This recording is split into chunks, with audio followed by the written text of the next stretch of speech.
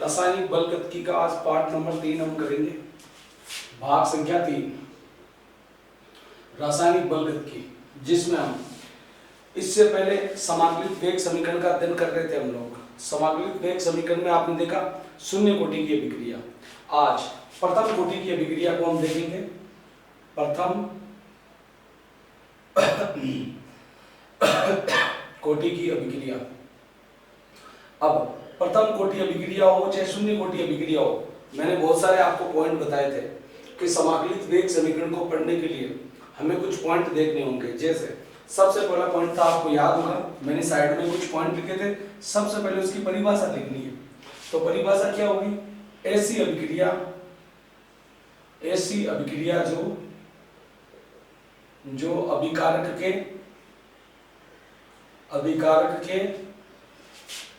प्रथम घात के समानुपाती होती है। प्रथम घात के समानुपाती होती है। प्रथम घात के समानुपाती होती है। प्रथम कोटि अभिक्रिया कहलाती है। प्रथम कोटि अभिक्रिया कहलाती है। ये होगी हमारे पास प्रथम कोटि की अभिक्रिया की परिभाषा। उसके बाद हमें एक समीकरण को मानना था। जैसे R से बन गया हमारा P। उसके बाद प्रारंभिक मात्रा, इसको लेते हो आप A, तो उत्पाद होता है 0। नेक्स्ट साम्य पर, तो साम्य पर क्या लेते हैं आप? इधर होगा A माइनस एक्स, तो इधर होगा x। फिर उसके बाद क्या किया आपने? वेग नियम लिखा या दर नियम लिखा। तो वेग नियम क्या होगा? वेग नियम होगा dx अपॉन dt समानुपाती a माइनस एक्स की घात 1। याद करो, शून्य कोटि में यहाँ 0 था और उसमें कितना होगा? 1 होगा। खोल दिया यहाँ से, तो ये हो गया dx upon dt equals to हो गया k a माइनस एक्स। इसको नीचे की तरफ दे दिया, तो बन गया आपका dx upon a minus x equals to k dt। ठीक है। यहां से अब आप इसका क्या कर सकते हैं? समाकलन कर सकते हैं। तो इसका भी समाकलन कर दिया और इसका भी समाकलन कर दिया। जब आपने dx upon a minus x का समाकलन किया, तो देखो मैथ्स के बच्चे बखूबी जानते हैं कि dx का जब आप समाकलन करोगे तो आएगा x, जबकि आप dx अपॉन x का समाकलन करोगे तो आएगा ln x या log x। तो इसका क्या होगा? इसका होगा minus ln a minus x equals to k dt का समाकलन, k का तो कांस्टेंट है, dt का समाकलन t प्लस समाकलन स्थिरांक लग गया आपका c। ये इसका समाकलन हो गया। ठीक है। dx अपॉन dt, यहाँ पर dx upon a minus x का होता है minus ln a minus x. इसका होगा kt प्लस c। अब यह आ गई तुम्हारे पास समीकरण नंबर 1। इसके बाद में क्या करते थे मित्रों? इसके बाद करते थे अपन x बराबर 0 और t बराबर 0 समीकरण 1 में रखने पर। तो देखो t बराबर 0 रखा तो ये तो पूरा 0 हो गया, x बराबर 0 रखा तो ये भी 0 हो गया। तो c का मान आ गया मेरे पास माइनस ln a। तो आपको प्राप्त हुआ c equals to minus ln a।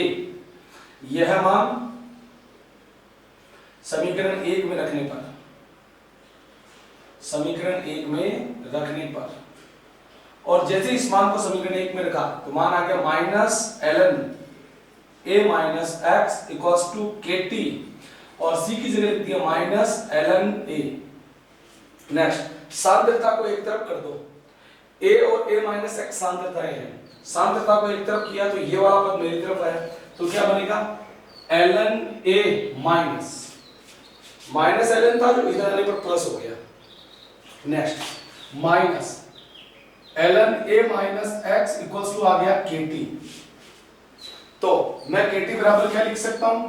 kt equals to आ गया आपके पास ये ln a minus ln a minus x. ये formula log m minus log m। तो बन गया आपका kt बराबर ln a upon a minus x. फिर छोटा सा कंसेप्ट याद रख लो आप, जो ln होता है ना, ln वो होगा log 10 बेस e। जो ln होता है वो किसके बराबर होता है? log 10 base e। जब ये log 10 में चेंज होगा तो 2.303 से क्या होगा, गुणा होगा। ठीक है, तो अब ये हो गया हमारे पास, इस ln को आप log में बदल दो तो आ गया kt बराबर 2.303 log 10 base a upon a minus x। तो समीकरण बन गई k बराबर 2.303 upon t log 10 base a upon a minus x। यही प्रथम कोटि की समाकलित समीकरण है, यही प्रथम कोटि की समाकलित समीकरण है, समाकलित समीकरण है। इसी को हम क्या बोल सकते हैं, प्रथम कोटि की समाकलित समीकरण कहते हैं। अब उसके बाद सभी बच्चों को पता है ग्राफ बनाना है, तो ग्राफ में हमेशा सबको यह भी ध्यान रखना है dc बाई dt, इधर लिखते हो हमेशा सांद्रता और इधर लिखते हो आप समय। तो सांद्रता का पद कौन सा भाई, ये पद है सांद्रता का, तो आपने इधर लिखा log 10 बेस, या इसी को थोड़ा ढंग से प्रस्तुत करो तो इसी को अगर लिखना चाहूं तो क्या लिख सकता हूं, log 10 base a upon a minus x equals to, ये y एक्सिस पर आ गया सांद्रता, फिर इसको दे दो ऊपर, इसको दे दो नीचे, तो क्या आ गया k upon 2.303 into t। Match करो, ये गणित की कौन सी समीकरण है, तो ये हो गया आपका y एक्सिस, ये हो गया x एक्सिस, ये m, तो ये हो गया y बराबर mx। ठीक है, तो log 10 base a upon a minus x, और ये तो y एक्सिस, ये आ गया t पर x एक्सिस, तो इसकी समीकरण क्या होगी, सीधी सरल रेखीय, और इसकी ढाल होगी k अपॉन 2.303। ये इस ग्राफ की क्या हो जाएगी, ढाल हो जाएगी। ये हमारे पास प्रथम कोटि अभिक्रिया की समाकलित समीकरण है। कुछ नहीं करना, वही चीजें हैं, ऐसी अभिक्रिया जो प्रथम घात के समानुपाती होती है। दूसरी बात, समीकरण मानी, वेग नियम लिखा, dx अपॉन dt समानुपाती a माइनस x की पावर 0, तो शून्य कोटि में यहाँ 1, फिर इसको खोला, समाकलन किया, समीकरण 1 में x और t का 0 मान रखा, तो c का मान आ गया, c का मान समीकरण 1 में शिफ्ट किया, शिफ्ट करने के बाद देखा समीकरण आई kt बराबर ln a upon a minus x, जिसको log में चेंज किया, k equals to 2.303 upon t log 10 base a upon a minus x। यही प्रथम कोटि की समाकलित समीकरण है, और फिर इसका ग्राफीय निरूपण कर दिया। नेक्स्ट अगली बात करते हैं इसके अर्ध आयुकाल तक। तो नेक्स्ट इसका अर्ध आयुकाल क्या रहेगा, अर्ध आयुकाल। अब अर्ध आयुकाल में तुम एक बात जानते हो क्या, यहां से ऐसी या यूं कह दो, वह समय जब किसी अभिकारक की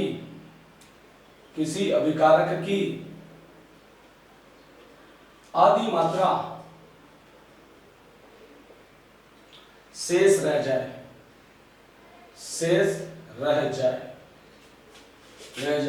अर्ध आयुकाल कहलाता है, अर्ध आयुकाल कहलाता है, अर्ध आयुकाल कहलाता है। जब आधा समय बच जाए तो अर्ध आयुकाल कहलाता है। यहां तक की बात क्लियर होगी आपको, एक बार देख लेते हैं कैमरे में स्पष्ट पिक्चर आ रही है या नहीं आ रही। हाँ ठीक है, यहां तक की बात ठीक है। तो देखो, वह समय जब अभिकारक की आधी मात्रा शेष रह जाए वो क्या कहलाता है, अर्ध आयुकाल। याद करो हमने क्या रखा था बेटा, t बराबर रखा था t हाफ, और x बराबर क्या रखा था, a/2।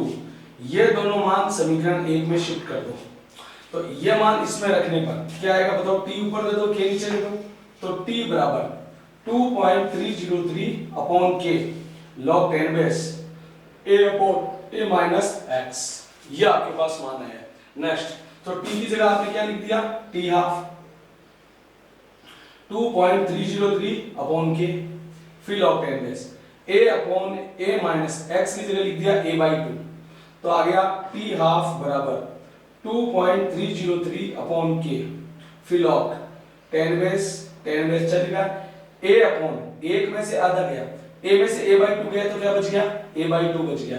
नेक्स्ट a से a कट, 2 चला गया ऊपर, तो हो गया t half equals to 2.303 upon k, फिर log 10 बेस 2, और log 2 का मान होता है 0.3010, तो यहां बन जाएगा t half equals to 2.303 into क्या हो गया 0.3010 अपॉन हो गया के। जब इसको इंटू करते हो तो हो गया T half equals to 0.693 upon K. ठीक है, यही शून्य कोटि अभिक्रिया का प्रथम कोटि अभिक्रिया का अर्धायुकाल है। क्लियरली स्क्रीनशॉट खींचना चाहे तो खींच सकते हैं और देख सकते हैं कि प्रथम कोटि अभिक्रिया में जो आपके पास सांद्रता थी वो डिपेंड नहीं करती, क्योंकि अपन ने शून्य कोटि में क्या देखा था, शून्य कोटि में देखा था टी हाफ क्या था आपके पास equals to a upon 2k था, मतलब वो प्रारंभिक सांद्रता के समानुपाती होता था। जबकि प्रथम कोटि अभिक्रिया में अर्धायुकाल किसी भी सांद्रता पर निर्भर नहीं करता। ये हो गया आपके पास अर्धायुकाल, ये हो गया इसका ग्राफ। देखो भाई, यहां से आपको बोर्ड कभी कभी दो ग्राफ और पूछता है। ठीक है, तो ये हमारे पास डेरिवेशन होगी समाकलित समीकरण, और वो क्या हो गया अर्धायुकाल हो गया। अब वो जो और ग्राफ पूछता है वो ग्राफ क्या है, तो उनकी भी चर्चा कर लेते हैं। आओ,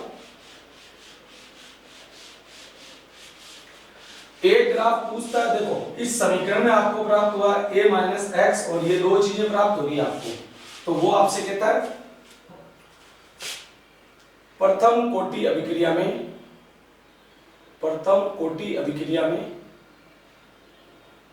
में आपको कह सकता है कि ग्राफ बनाइए किस किस के बीच। एक तरफ दे देगा आपको log 10 base a minus x और t के बीच, जबकि एक तरफ आपको ग्राफ दे सकता है कौन सा, ये तो पहले वाला ग्राफ है, इसको ध्यान रखिएगा। नेक्स्ट, एक ग्राफ दे सकता है आपको log 10 बेस a और t के बीच।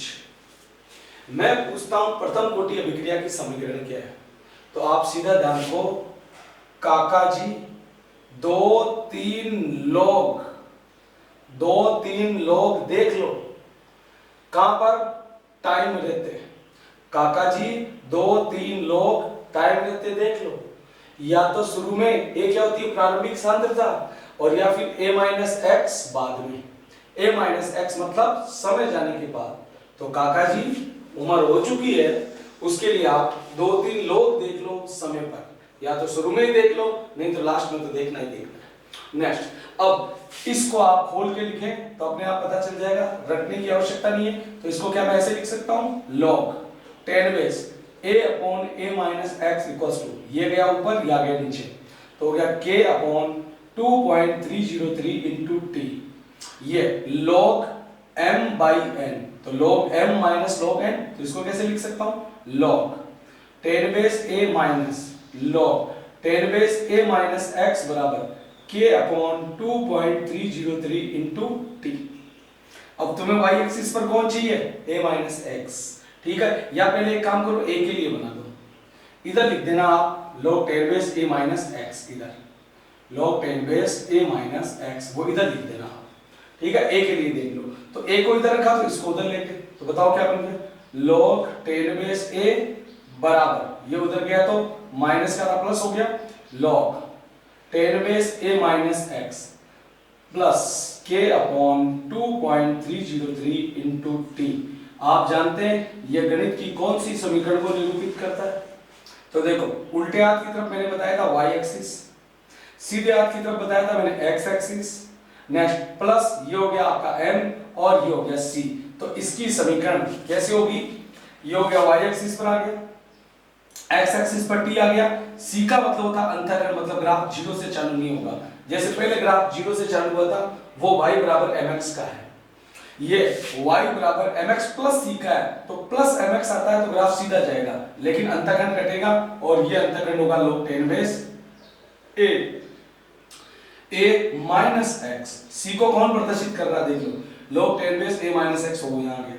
अब प्लस है तो इसका मतलब s है, माइनस होता तो नीचे, और ढाल तो वही रहेगी k अपॉन 2.303। खास बात याद कर लो, गांठ बांध लो, प्रथम कोटि अभिक्रिया में ढाल सेम ही होती है, चाहे वो सिंपल हो log 10 base a upon a minus x में t के बीच ग्राफ हो तो भी ढाल वही है, log 10 बेस a और t के बीच ग्राफ है तो भी ढाल वही है, a माइनस x के बीच भी वही आएगा, भी देख लेना, और अंतराल समीकरण में भी यही आएगी। तो चलो ये तो हो गया हमारे पास किसका ग्राफ, log 10 बेस a और t के बीच।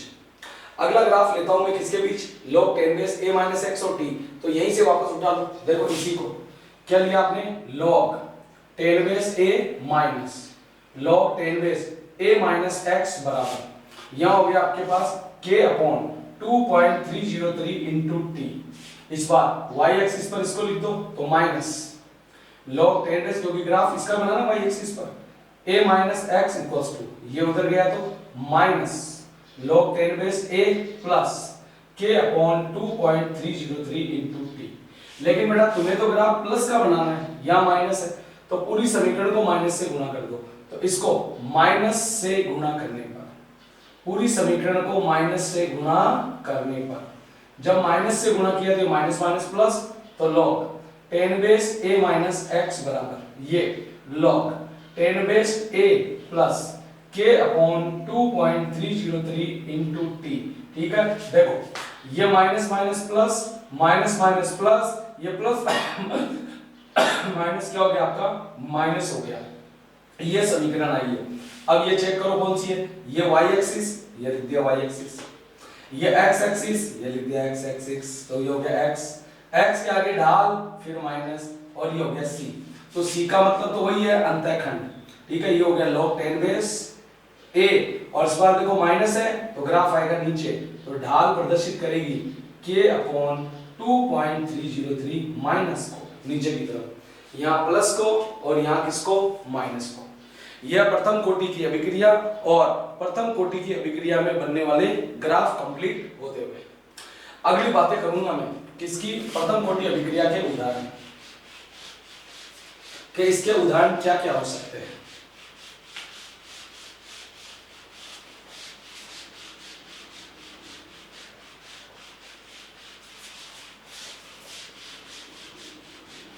तो आपने तीन चार चीजें देखी भाई। सबसे पहले देखा प्रथम कोटि की अभिक्रिया। प्रथम कोटि अभिक्रिया की समीकरण समाकलित समीकरण k बराबर 2.303 upon t log 10 base a upon a minus x, उसका अर्धायुगाल t हाफ समानुपाती t हाफ बराबर 0.693 अपॉन क्या हो गया k, किसी सांद्रता पर निर्भर नहीं करता। फिर इसका जो पहला ग्राफ बनता है वो किस किस के बीच बनता है, log 10 base a upon a minus x और t के बीच सरल रेखीय बनता है, जीरो से चालू होता हुआ, जिसकी ढाल है k अपॉन 2.303। नेक्स्ट दूसरा ग्राफ किसके बीच बनता है भाई, log 10 बेस a और t के बीच, तो अंतःखंड क्या कटेगा, log 10 base a minus x और प्लस ऐसे k अपॉन 2.303। और तीसरा और फाइनल ग्राफ किस किस के बीच बना था, तीसरा और फाइनल ग्राफ बनेगा आपके पास log 10 base a minus x और t के बीच, जो अंतःखंड काटेगा ऐसे log 10 बेस a और माइनस का चिन्ह नीचे आता हुआ k अपॉन 2.303। ये कुछ विशिष्ट बातें हमने देखी। अब अगली बात देखते हैं हम इसमें अंतराल समीकरण को भी साथ साथ ले लेते हैं। चलो ठीक है, तो नेक्स्ट हम बात करते हैं अंतराल समीकरण। अंतराल समीकरण देखो, अंतराल समीकरण क्या होगी, सपोज करो भाई हमारे पास प्रथम कोटि की अभिक्रिया तो वो है, लेकिन अगर हमें सांद्रता नहीं की दी हुई है, प्रारंभिक सांद्रता नहीं दी हुई है, ठीक है, तो आप कहोगे यदि प्रारंभिक सांद्रता नहीं दी गई हो तथा प्रारंभिक सांद्रता नहीं दी गई हो तथा k का मान, वेग स्थिरांक का मान अगर आपको ज्ञात करना है तो हम क्या लगाते हैं, अंतराल समीकरण लगाते हैं। कैसे देखो, सबसे पहले मैंने कह दिया t1 पर, t1 समय पर, तो आप कहोगे क्या, k upon 2.303 log 10 base a upon a minus x1 समीकरण नंबर 1, क्योंकि प्रारंभिक सांद्रता तो a ही है, लेकिन जो चेंज हुई वो x1। ऐसे t2 जो आपका समय उस पर क्या होगा, k upon 2.303 next log 10 base a upon a minus x2 समीकरण नंबर 2। अगली बात क्या करते हो भैया, हमेशा समीकरण 2 में से समीकरण 1 को घटाते हो तो क्या होगा आपके पास T2 minus T1 equals to, पहले समीकरण 2 तो क्या लिखूं K upon 2.303 next log 10 base A upon A minus x2 next फिर माइनस आगे होगा आपका क्या K upon 2.303 next log 10 base A upon A minus x1। तो देखो यहां से हो गया आपका डेल्टा T इक्वल्स टू ये वाली चीज और ये वाली चीज कॉमन आ रही है इसमें से, तो हो गया K अपॉन 2.303 या यहां से ये प्लस और ये माइनस हो गया, ठीक है। तो इसके बाद क्या कर सकते हैं आप, चलो इसको तो पढ़ा रहने दो, ये कॉमन आ गया। फिर देखो ये क्या रह गया भाई हमारे पास, ये रह गया log 10 base A upon A minus x2 minus log 10 base A upon A minus x1, कुल मिलाकर ये हो गया सपोज करो log m माइनस ये हो गया सपोज करो log n। तो बताइए तुम्हें कैसे लिख सकते हो, तो डेल्टा t बराबर हो गया K upon 2.303 next log 10 base, क्या कह सकते हो m बटा n, तो m क्या है A upon A minus x2 upon n क्या है A upon A minus x1, A से A कट गया, पीछे क्या रह गया आपके पास, ये रह गया डेल्टा t बराबर K upon 2.303 next log 10 base A upon x1 upon A minus x2, यही अंतराल समीकरण है। मैं कहता हूं ग्राफ बनाओ, देखो बेटा फिर से ढाल वही रहेगी, इसका ग्राफ भी मैं यही बना देता हूं, सांद्रता हमेशा किस तरफ, इस तरफ, तो log 10 base A minus x1 upon A minus x2, ये होगी y एक्सिस, ये ऊपर ये नीचे, ये हो गया आपका क्या डेल्टा t, तो क्या बन गया y बराबर वही mx, ठीक है। तो ये आ गया y एक्सिस, x एक्सिस पीछे क्या बचा आपके पास ढाल, तो ये पड़ जाएगा क्या K अपॉन 2.303, ढाल वही रहना है, ठीक है। यहां से भी आपके पास क्या हो गया देखो, यहां से बन गया ये, सॉरी ये थोड़ा सा उल्टा लिख दिया यहाँ पर, K इक्वल्स टू होता है 2.303, तो यहाँ पर आप लिखो सॉरी 2.303 अपॉन यहाँ हो जाएगा K, नेक्स्ट ऐसे ही यहाँ हो गया 2.303 अपॉन K, ये भाई थोड़ा उल्टा हो गया क्योंकि प्रथम कोटि की समीकरण क्या होती है, T बराबर 2.303 अपॉन K होता है, या K इक्वल्स टू 2.303 अपॉन क्या होता है T और K नीचे आता है, ये थोड़ा गलत हो गया, इसको थोड़ा सुधार कर लेते हैं।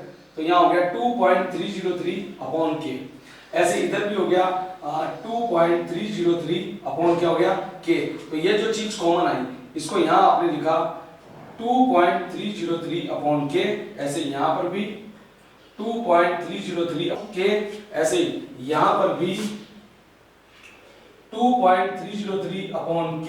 तो देखो इस समीकरण को मैंने लिखा log 10 base A minus x1 upon A minus x2 equals to ये ऊपर और ये नीचे, तो आ गया K upon 2.303 into delta T। अब चेक करो ये समीकरण कौन सी है, ये होगी y एक्सिस, ये होगी x एक्सिस, ये m, तो क्या बन गया बेटा y बराबर mx। ये थोड़ा सा ध्यान नहीं रहा उल्टा सीधा, लेकिन कोई उससे विशेष फर्क नहीं पड़ता है, ठीक है। वापस हमारा ध्यान आ गया। तो नेक्स्ट देखो अंतराल समीकरण में क्या होगा, प्रारंभिक सांद्रता नहीं दी गई और k का मान ज्ञात करना, तो इस तरह से आप समीकरण को पिरो सकते हैं।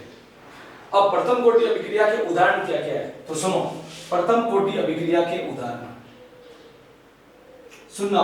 सबसे पहला उदाहरण है आपके पास सभी रेडियो एक्टिव समीकरण है, ठीक है। तो जहां पर भी सभी रेडियो एक्टिव शेल कहीं पर भी हो जाए, सारे रेडियो एक्टिव शेल प्रथम कोटि की अभिक्रिया है। ऐसे ही देखो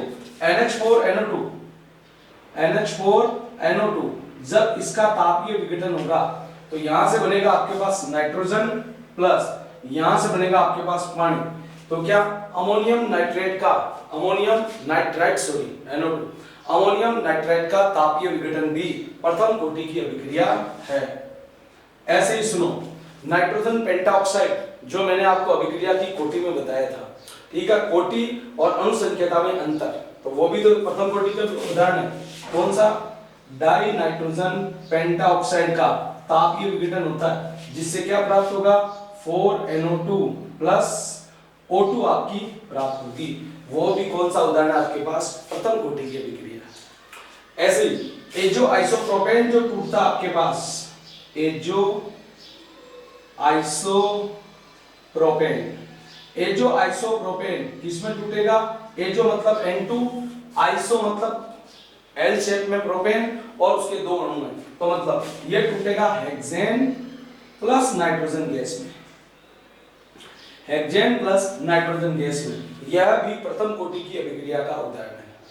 कोई भी रेडियोएक्टिव शेव हो, अमोनियम नाइट्राइट का तापीय विघटन हो और डाई नाइट्रोजन पेंटाऑक्साइड N2O5 का तापीय विघटन हो, एजो आइसोप्रोपेन का हेक्सेन और नाइट्रोजन में टूटना हो, तो ये सभी क्या है? प्रथम कोटि की अभिक्रिया है। ऐसे अगर मैं तुमसे बात करूं कि H2O2 हाइड्रोजन पेरोक्साइड टूटता है, हाइड्रोजन पेरोक्साइड का टूटना किसमें? 2H2O प्लस O2 में, तो ये भी क्या आपके पास प्रथम कोटि की अभिक्रिया है। एक विशेष चीज भैया, एक विशेष एग्जांपल जिसमें डेरिवेशन आएगा, जो हम नेक्स्ट क्लास में अध्ययन करेंगे, ठीक है। तो इस क्लास का लास्ट एग्जांपल देखो, छठा। जैसे यहां से ले रहा हूं मैं छठा, यह आपका एक अभिकारक है।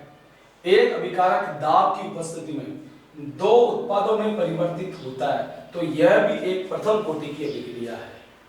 एक अभिकारक किसमें परिवर्तित हो? दो में। जैसे देखो यहां मैंने कहा SOCl2, ठीक है, सल्फ्यूरल क्लोराइड पर प्रेशर क्रिएट किया, तो ये SO2 प्लस Cl2 गैस में कन्वर्ट हो गया हाई प्रेशर पर, इसमें ये कन्वर्ट हो गया।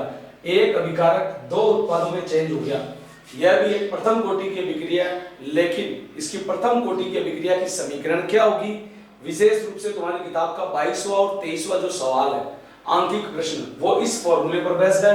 तो यहां पर बनेगा आपका K = 2.303/T log 10 बेस। अब तक आप पढ़ते थे A/A-x, तो यहां बनेगा Pi/2Pi-Pt। ये विशेष एग्जांपल है जब दाब के प्रभाव में एक अभिकारक दो उत्पादों में टूटता है, तो उसका फॉर्मूला क्या होगा? समीकरण ये वाली नहीं लगेगी जो हम सामान्य समीकरण देखते हैं। K = 2.303/T log 10 base, A/A-x की जगह, क्योंकि ये तो दाब के प्रभाव से टूट रही है भाई, तो सांद्रता नहीं होगी, दाब लगेगा। Pi मतलब I मतलब इनिशियल, प्रारंभिक दाब माइनस 2 प्रारंभिक दाब माइनस T समय बाद का दाब, ठीक है। इस तरह से अब ये डेरिवेशन आया कैसे, नेक्स्ट क्लास में इसका अध्ययन करेंगे। जब तक आप इतनी बातों को, प्रथम कोटि की अभिक्रिया को पूरा याद कर लें। थैंक यू, धन्यवाद।